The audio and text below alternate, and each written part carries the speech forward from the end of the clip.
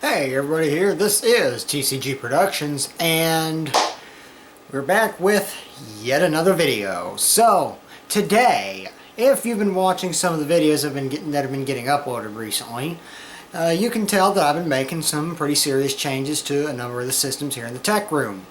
Now the main office computer has now had its turn come around for upgrades, and we're going to be quadrupling its hard drive in capacity. Yep, the 4TB hard drive that I pulled out of the file server and wiped not that long ago, it's going to be going directly into the main office computer system. Now I've already done some of the preparatory work. I've taken a complete disk image of the hard drive. I've copied off a couple of configs, and I've even taken a screenshot and copied it out, which contains a number of the system utilities and whatnot that I actually happen to use. So yeah. So I've already got the system shut down and pulled out and set on the table. It actually wasn't really that hard to pull it out of its cubbyhole. Now I'm sure that putting it back into its cubbyhole is going to be a completely different story in and of itself, and that's not something that's going to be going up on. That's not something that's going to be done in front of a camera, let alone going up on YouTube. So you don't have to worry about seeing that happen. So, anyways, I've got the Western Digital 4TB hard drive that it came out of the file server in this nifty little neat anti-static bag. Yes, that's yes, if you're wondering, that's the anti-static bag that the 8TB hard drive for the file server went and came in. So, go ahead and pull that out, set it off to the side here. So, and I'm going to need a Torx T15. Don't worry, I'll be repositioning the camera very shortly, just getting some things together. So, what do we have here?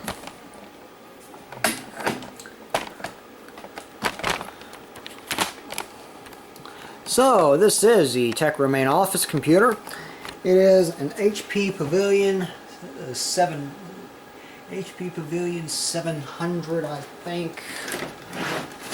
Let me see. No, HP Pavilion 500 personal computer. It's based, I believe it's based around another AMD APU. I do believe it's based around another AMD APU, just like the old Tech Room main office computer, now turned firewall system is. And unlike it, the case retention screw hasn't been completely stripped out. Okay, so there's a Western Digital Black 1TB hard drive presently installed in the system right here. Now I've ranted about this before, and I'm going to complain about it again. The way HP did this hard drive cage thing is completely and utterly stupid. So, and it doesn't help whenever they use locking SATA connectors, because that makes an already hard process even worse. Now, at least they didn't go as far as using a locking SATA connector for the data side of things, which that SATA cable would have been getting replaced real quick. So, anyways, I currently have 3 sticks of RAM installed in here. I think a 4 and a pair of 2s to make 8. So yeah, matched memory configurations going on here. Woohoo!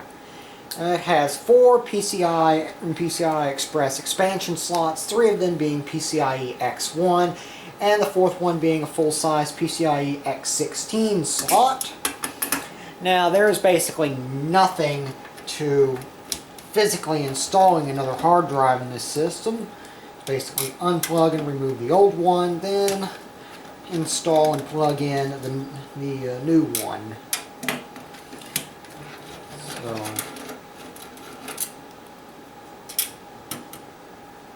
anyways, but I'm going to keep a hand on the hard drive so that way it doesn't try to fall out of the case when the last screw comes loose. So that makes for an interesting experience. There we go, last screws come loose. At least HP was nice enough to put this on some kind of a sliding rail system.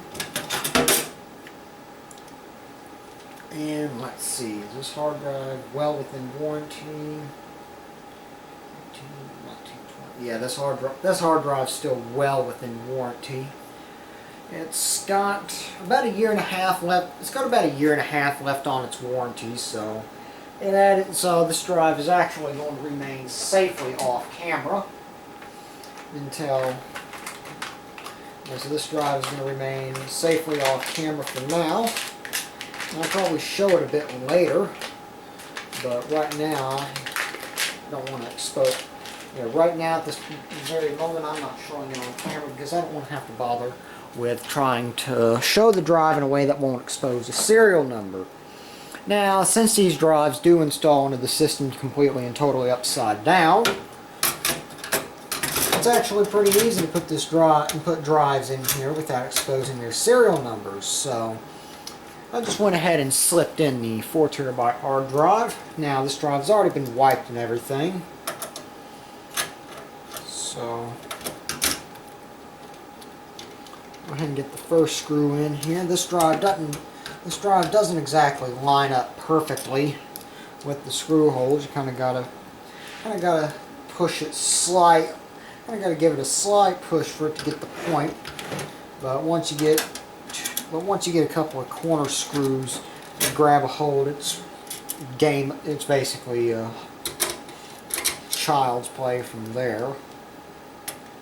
So go ahead and put that in there, and basically home free on the hardware side at this point. And crank all these screws down tight. Plug in the SATA connectors. There's the data connector. Of course, the power connector is very conveniently falling down where it's almost impossible to get to. There we go. The locking SATA power connector just dropped it right into place. And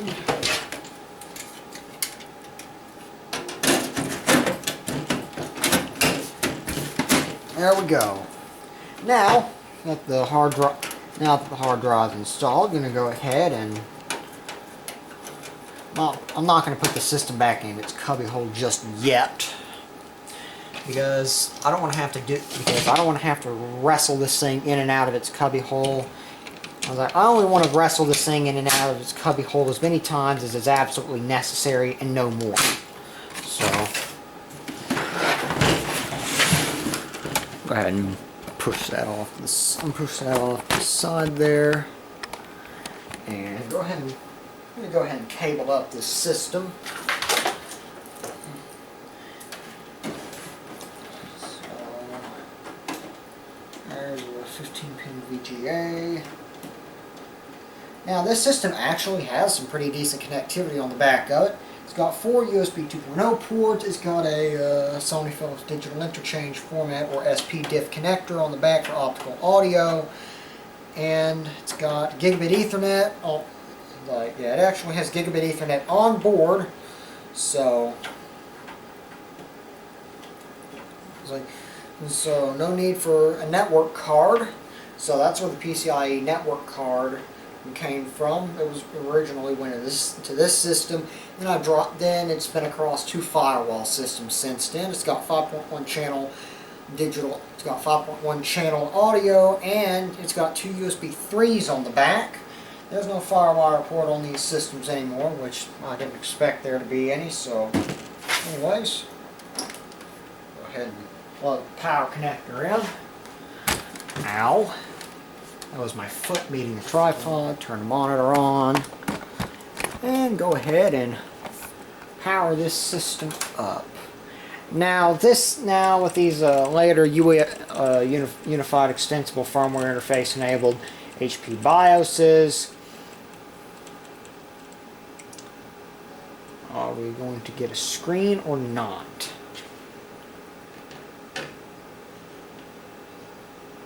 I don't know, I haven't actually connected a signal up to this monitor. since I plugged everything back in. Maybe something's just not getting in the right way.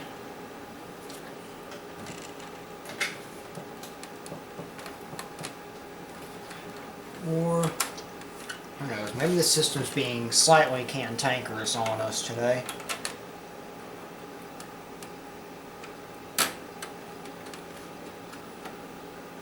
Hard drive spins up. There we go. Oh wait, monitor just dropped into some kind of standby mode. Powered the computer down. Okay, I'll be grabbing a DVI to VGA adapter. Now, of course, this system has a DVI-A connector on it, which it may very well not have, and it doesn't. So, okay. So either the system is not posting, or I just need to go drag out a different monitor because it doesn't like the one I have attached. Be back in a bit. And we're back. A newer monitor certainly did the trick. Now, again, I know that Hewlett-Packard has changed around some of the hotkeys that you can press during the system during post to access various functions and whatnot. Now, Escape and F9. On the older systems, it was strictly Escape, the Escape key on the keyboard, that would get you into the boot menu. Now, Escape and F9 both get you into the system's boot menu. F10 still gets you into the system's BIOS setup.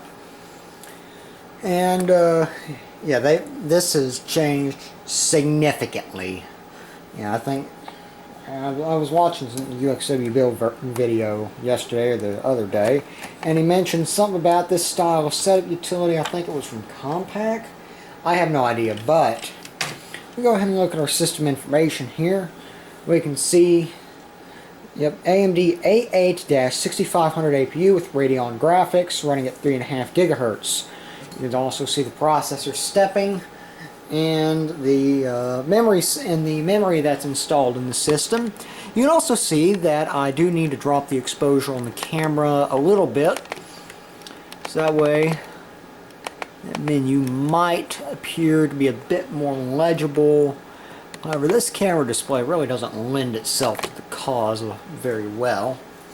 Now, I also went and previewed some of my previously recorded video footage last night, and the adjustments I made to the camera actually helped to make the displays pretty readable.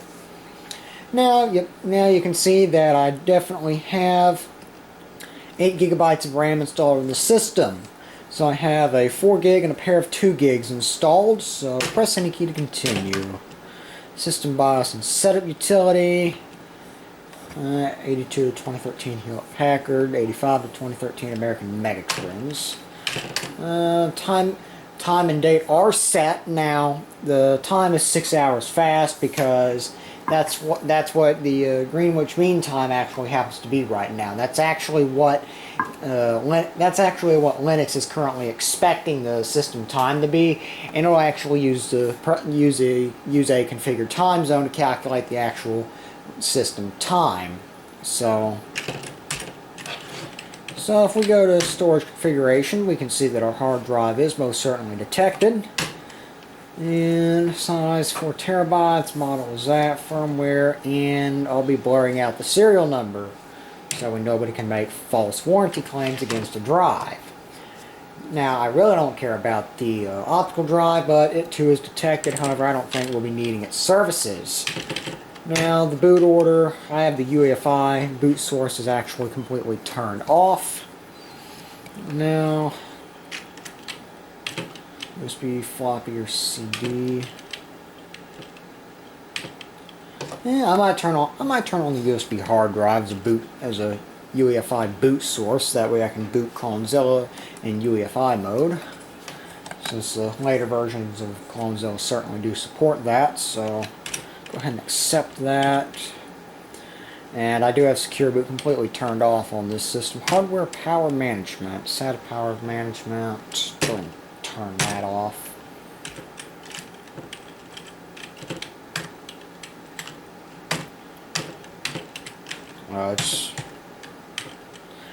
side arrow keys apparently changed that. Go ahead and accept my changes. And let's look at our thermals here. So both system fans are certainly healthy.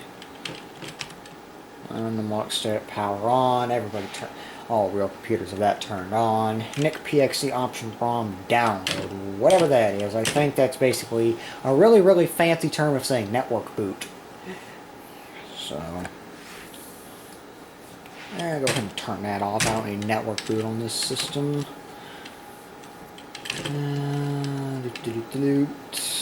Power all, stay off. And no automatic power on. Bus options. Just gonna leave that as is. So I'm going to go ahead and save changes and exit here. And the system is going to reboot. Watch the focus go totally out of whack. And we are getting prompted for a power on password. And put that in. And error, no boot. And our focus is gone. Error, no boot disk has been detected or the disk has failed. And yeah, this is... I think this might let you boot off of something when it throws that error. So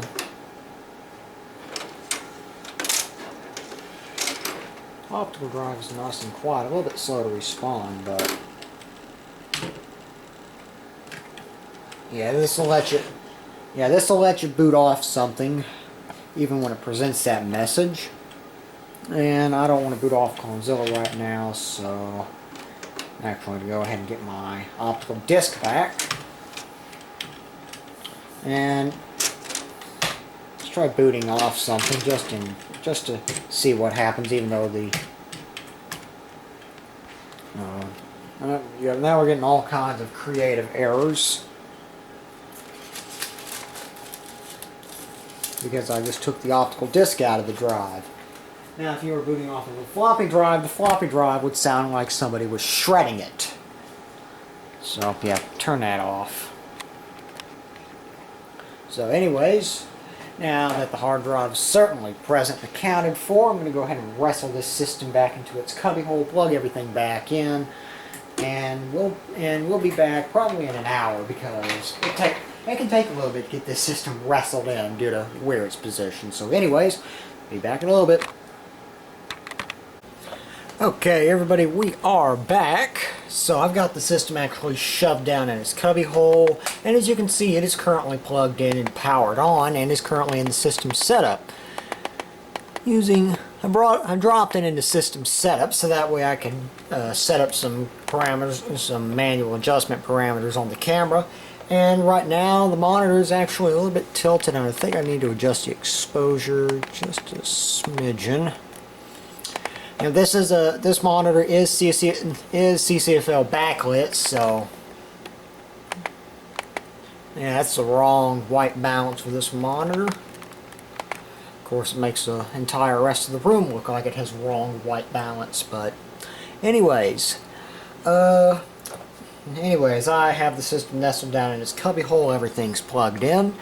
And I currently have the old hard drive out of the system plugged into a hard drive dock, and I'm currently copying the entirety of the contents of my home folder from this hard drive to the file server. And right now we're looking at least 570.5 gigabytes of stuff, according to FileZilla. Of course, that number drops as it's slowly processing its way through the queue. So, anyways, I just went into the setup here. So that way I could get the camera set up. So I'm going to go ahead and ignore all changes and exit, which may or may not result in the system reset. So it needs a power on password. And our keyboard is stuck in a reset loop, so let's try this one again. Power down. And power back on. There we go. There we go, now things are working. And now we're booting up into Debian Linux. Well, we're sitting in a boot menu. Okay, looks like we are in UEFI mode on this one. So I can actually go ahead and crank the exposure up quite a bit so we can see this menu. I'm going to go with the... I'm not sure which one I want to go with. I'm just going to go with the Debian installer. I'm not going to go with the graphical Debian installer, just out of the general fact that the mouse is way off over here, and I'm going to be reaching around the tripod to get to it. Go ahead and manually adjust the exposure one more time. United States, American English, and so...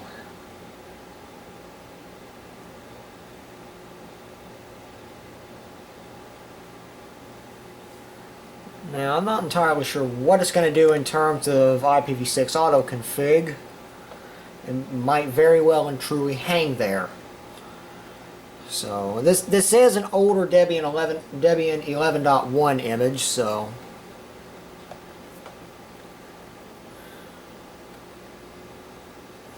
And I think we just hung up cold, so... Go ahead and issue a system reset here, and it looks like we'll be taking the graphical Debian installer. File server's making some noise with the CPU fan. And we'll just go ahead and take the graphical Debian installer. I don't think it has that particular bug, or it'll let you skip things.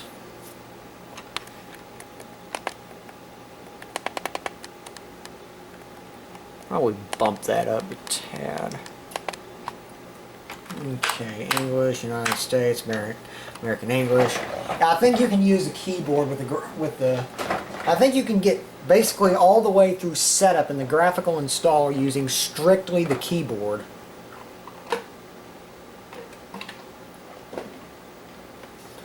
So, if the graphical installer has a problem with this, then what I'll do is I'll just copy Debian. I'll just copy the Debian image off of the Debian 11.2 image off the file server. So,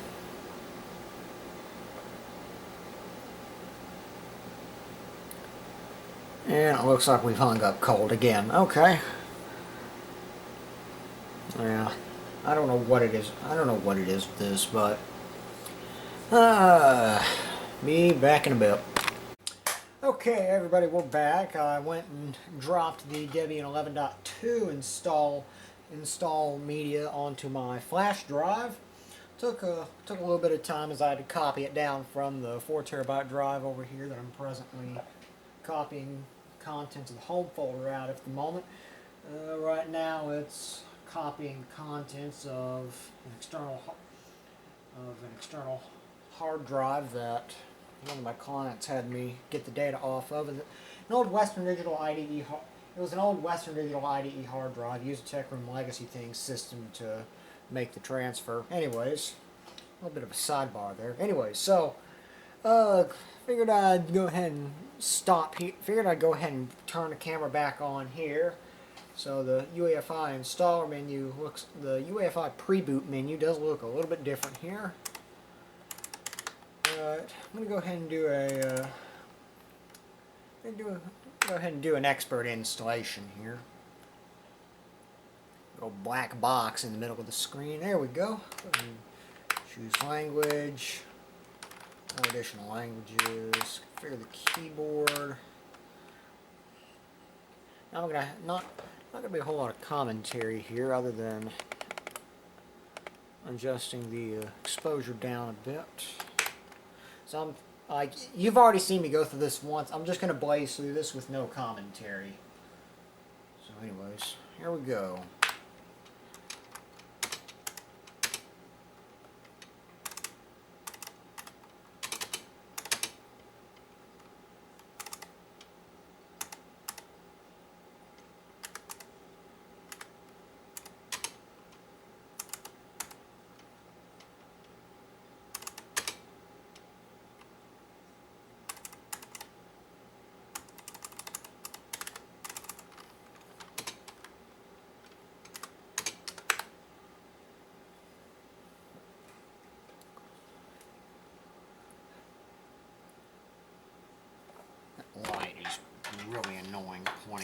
camera like that. Yeah, that really didn't change things.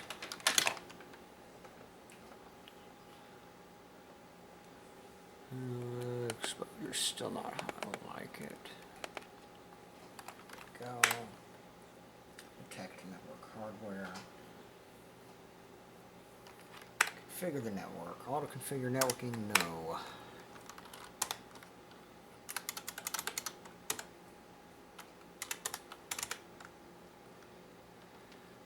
Pin the classless interdomain routing netmask. If you don't know what to use here, consult your network administrator. Well, I am the network administrator here, so continue.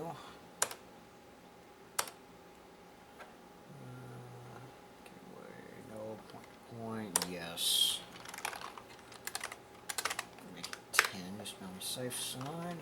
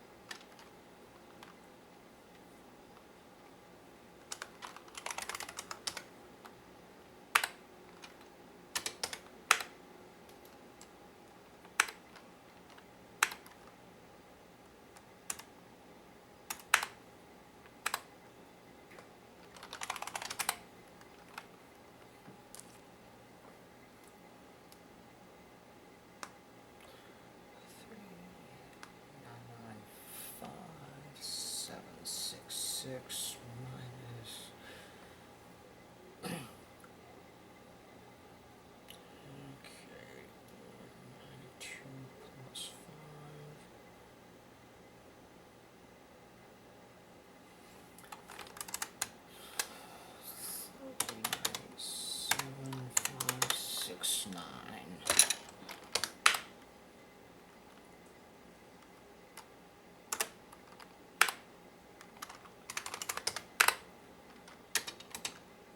wait. Go back. Create logical volume.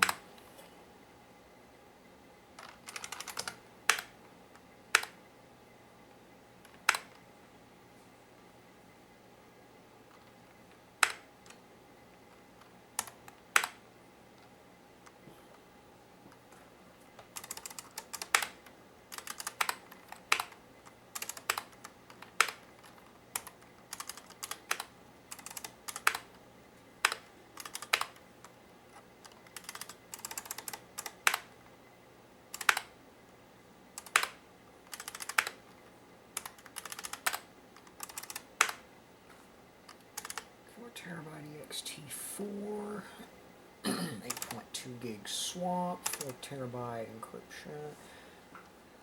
Get out of here, Nat. Back to the menu and resume partitioning. Okay.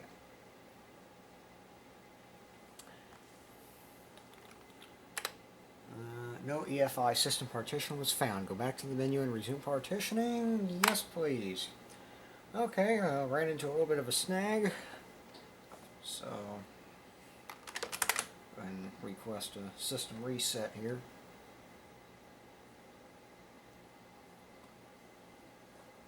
Okay, ran into a little bit of a snag there. I forgot that you have to create an EFI system partition. So advanced. Expert install. Yeah, I forgot that you have to create an EFI system partition if you're going to be booting in pure EFI mode, and I do intend on booting in pure EFI mode here, so...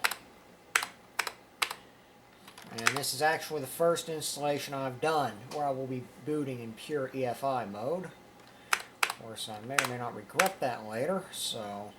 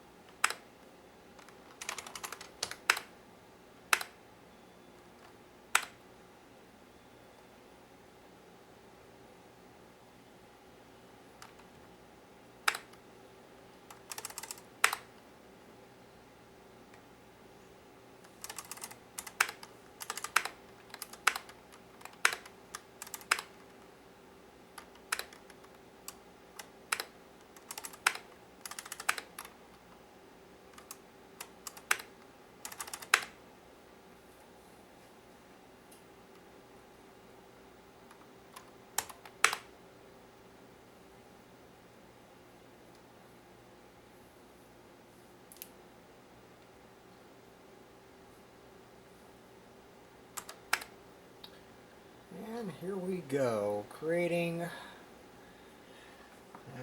looks like we are now creating partitions. Hopefully the system will boot when we're through. Install the base system, and we will be back in a little bit.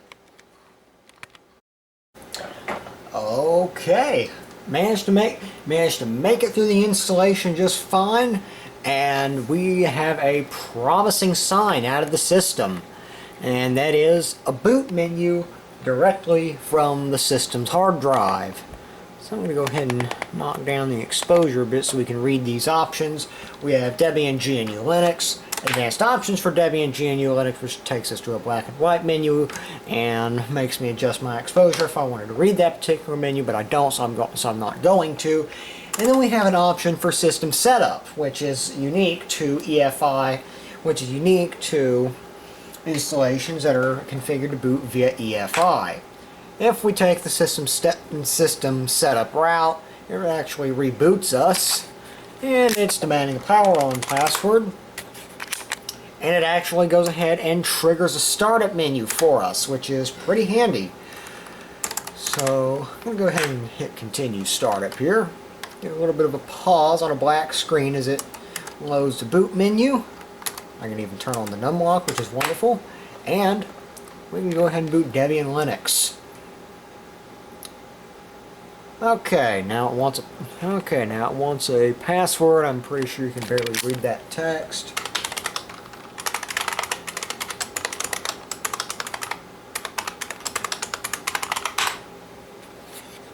And I got it right on the first try. We're booting up. Go ahead and crank the exposure. That text is so tall. So tall? No. That text is so small I can't even read it on this little camera display. Now the flashing light you see in the extreme right hand portion of the screen is a 100 megabit network switch link to the Tech Room APC UPSD server, and we are booted up for the first time. Go ahead and log in here.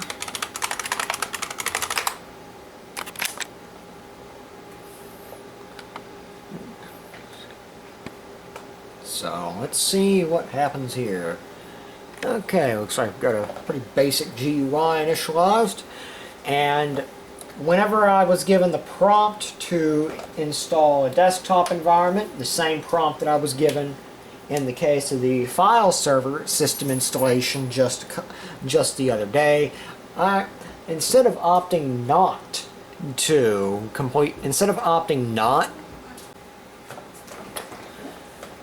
So anyways, whenever I was given the prompt to install a desktop environment, I actually installed some software. Of course, I chose SSH server, standard system utilities, and I also chose to install the XFCE4 desktop environment. Now, I've actually got work later this afternoon, and I need to go ahead and start packing some stuff up in the tech room in about 10 minutes here. So I can go ahead and go up to a root prompt and install some basic software here.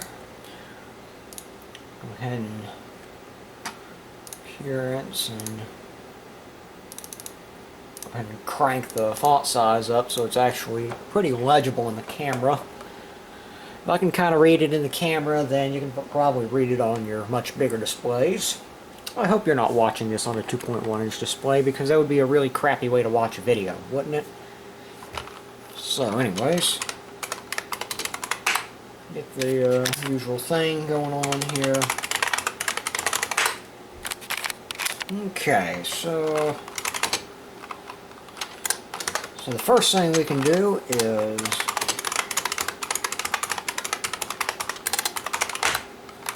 I can go ahead and comment out the one pointing to the USB flash drive,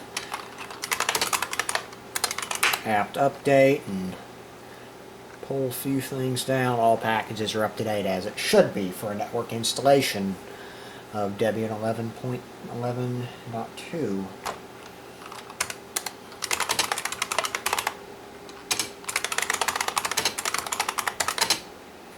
See if I can think of a few things right off the top of my head to install. NetTools, Nautilus.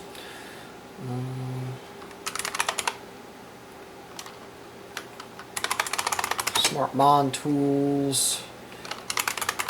MicroSDHC.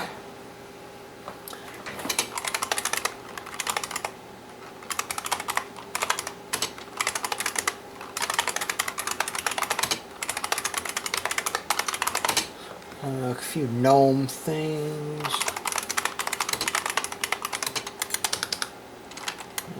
Looks like I need to manually bring in the non-ESR version of Firefox. Tools, Nautilus, APC, PSD, GNOME Disk Utility, GNOME System Monitor, GNOME Calculator, FileZilla. We'll definitely need FileZilla for sure. And what else can I think of at the moment?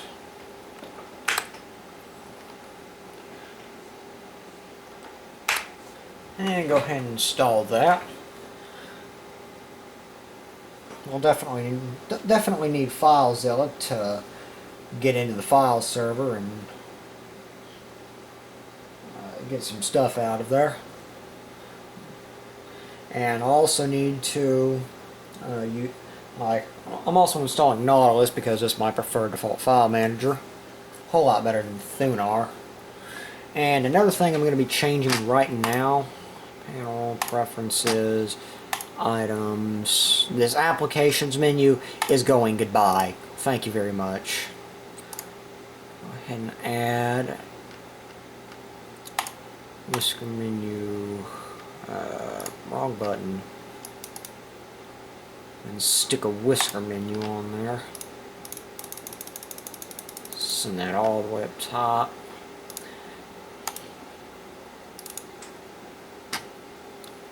Shows a list.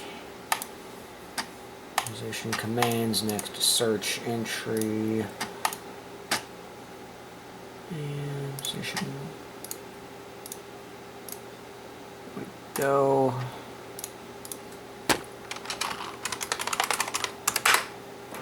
Settings manager.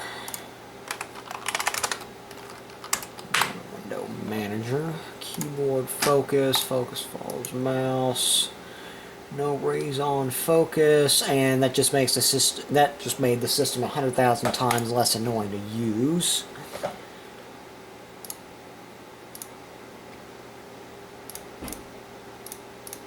So anyways, yeah, basically at this point it's just a matter of reinstalling all of my software, getting all my configurations put back on and everything like that. So, let's see. Files. And I just bumped the camera. Isn't that wonderful? Okay. Locations. Let's see if we can get into the TechMoon file server. We'll probably toss up an error about failed to retrieve share list from server, invalid argument. However, I can just do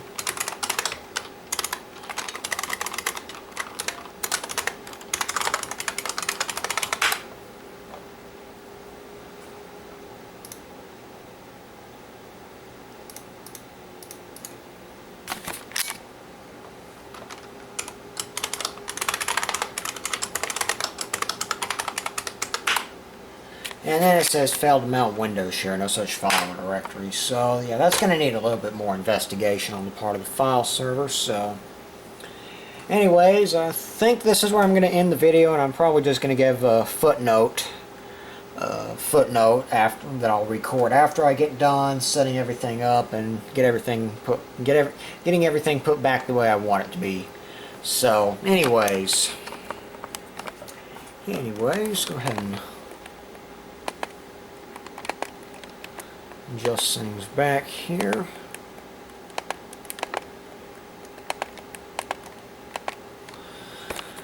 So anyways, this is TCG Productions here. Peace out, guys. Peace out. See you in the next one.